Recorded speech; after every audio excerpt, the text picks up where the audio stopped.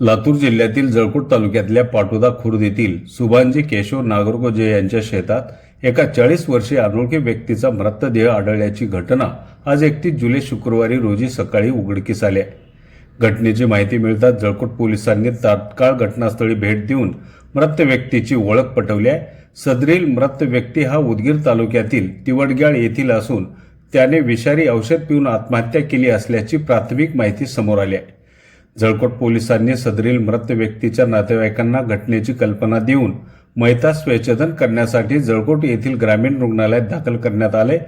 पोलिसांकडून मिळालेल्या अधिक माहितीनुसार सदरील मृत व्यक्तीचे नाव अशोक अण्णाराव साळुंके राहणार तिवडग्याळ असे असून तो 29 जुलै रोजीपासून कोणालाही न सांगता घरातून मोटारसायकल घेऊन निघून गेला होता।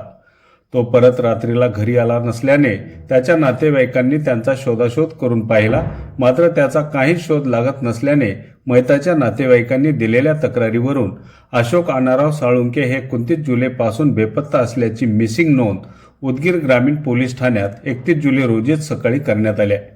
मात्र 31 जुलै रोजीच सकाळी जळकोट तालुक्यातील पाटोदा खुर्द येथील सुभांजी केशवराव नागरगोजे यांच्या शेतात अशोक अण्णाराव साळुंके हे मृत अवस्थेत आढळून आलेत। त्यावरून जळकोट पोलीस ठाण्यात आकस्मिक मृत्यूची नोंद करण्यात आली असून पुढील तपास police head constable TS Vibhute हे करीत आहेत।